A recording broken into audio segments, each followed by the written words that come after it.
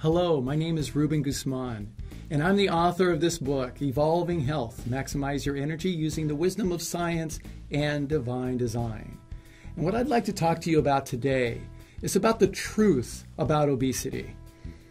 You see, 17 years ago, I was actually 55 pounds heavier than you see me today.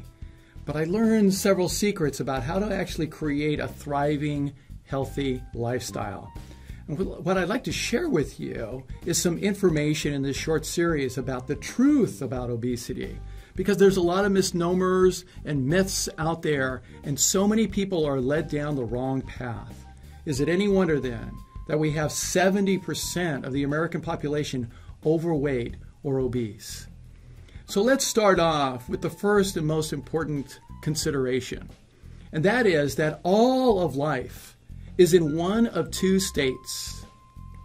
Either life is surviving or it is thriving. And that's all there is. There's only those two states. So thriving or surviving. That's it. Dr. Kalitsky told me this when I was in my undergraduate studies at California Lutheran University. And I didn't realize the significance of this until I went to medical school and I started to see this in the hospitals. All of life is either surviving or it is thriving.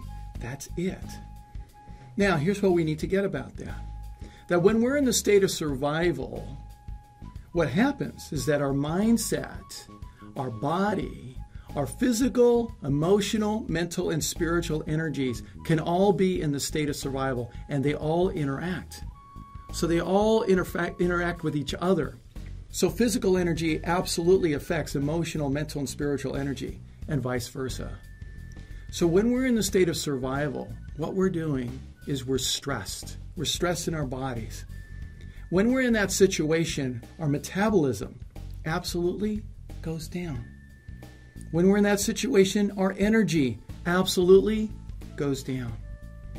When we're in that state, our sensation of hunger over time goes down.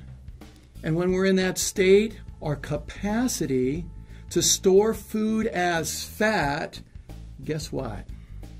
It goes up. Why? Because in the state of survival, our body needs to survive and make it through the famine.